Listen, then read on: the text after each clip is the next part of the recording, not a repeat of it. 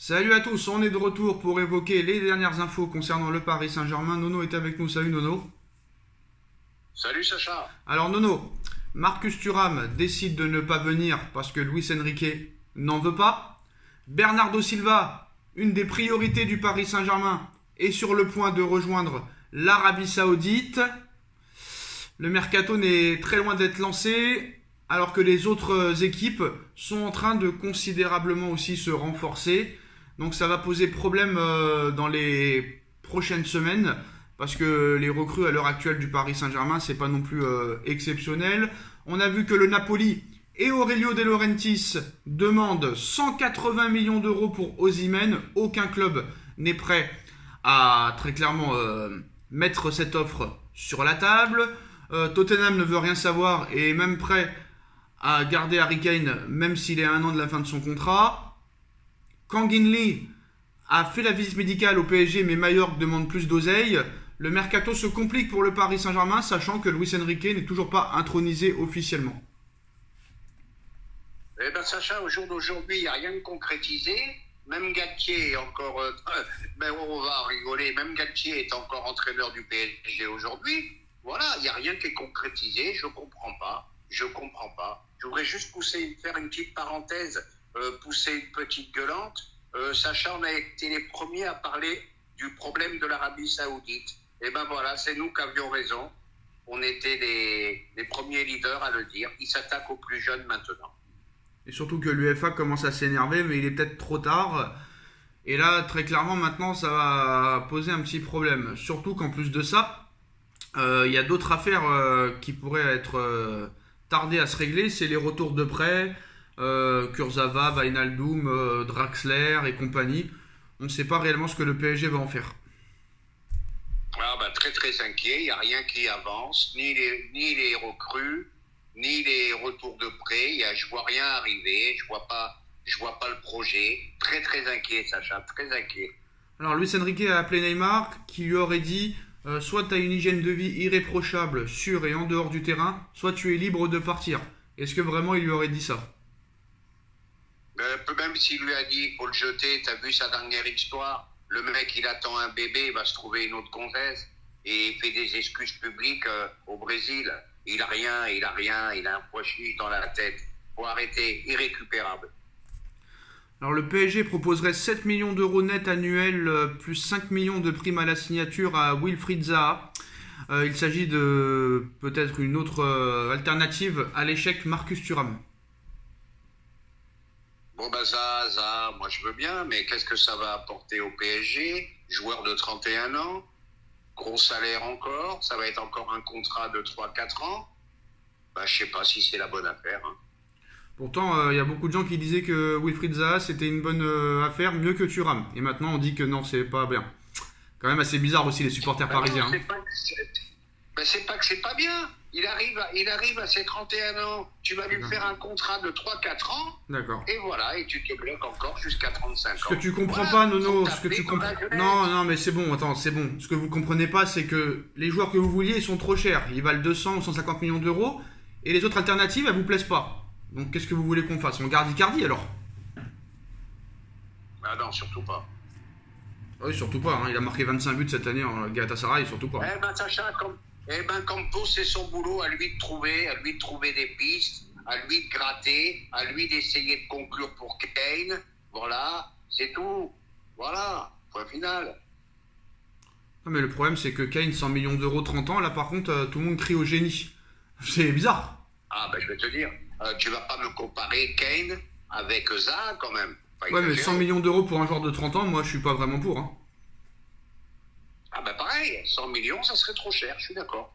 Donc à l'arrivée, on recrute plus personne et on reste avec la même équipe. C'est ce que disait l'équipe du soir il y a quelques jours. Est-ce qu'on peut repartir de zéro avec la même équipe? Est-ce qu'on doit repartir de zéro? Non, Non, mais faut écouter les questions à un moment donné, ça va devenir difficile. Est-ce qu'on peut repartir de zéro avec les mêmes joueurs, sachant que les joueurs que tu veux sont trop chers et les autres alternatives ne sont pas au niveau? Donc comment faire? Eh ben c'est là que ça se complique. Ben voilà, avec toutes les erreurs accumulées, eh ben tu te retrouves devant un dilemme où c'est très très difficile. C'est un bordel sans nom. On est d'accord. On est d'accord, ça va être très très dur. Alors, il y a eu une réunion hier. L'émir est prêt à vendre Kylian Mbappé. Il y a deux options possibles. Il y a un ultimatum. C'est soit tu prolonges avant la reprise de l'entraînement ton année en option, soit tu seras mis sur le marché des transferts.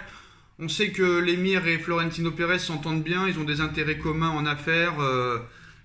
Pérez investit beaucoup dans les affaires au Qatar, mais il ne le vendra pas à moins de 200 millions d'euros.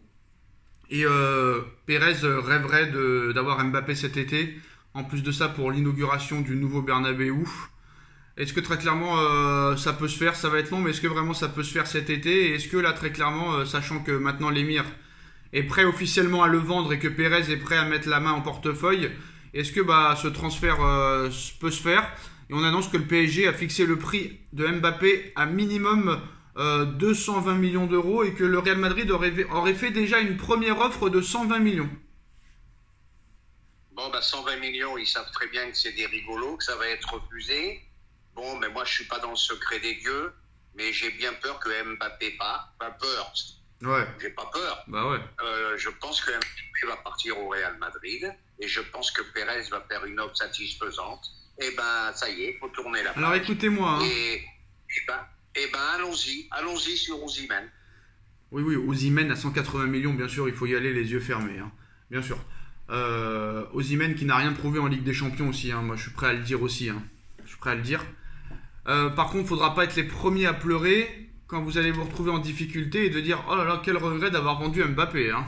Il ne faudra pas pleurer, hein. Surtout pas. Faut mieux pleurer cette année. Mieux pleurer cette année que l'année prochaine. Ouais, mais bon, mettre 180 millions sur Osimhen qui n'a rien prouvé en Ligue des Champions, là franchement, je comprends pas. Alors, tu veux le départ d'Mbappé, mais tu demandes d'acheter Osimhen à 180. Moi, je suis pas d'accord du tout, en tout cas. 180, pas obligatoirement, ça vaut 130, 140. Faut y aller. Osimhen, ça vaut 130, 140. Oui. Ah ouais, oui. Pourquoi? Il a fait une très grande saison en Serie A. D'accord. But sur but. D'accord. Il est très puissant, très fort, très rapide. C'est le remplaçant idéal de Mbappé.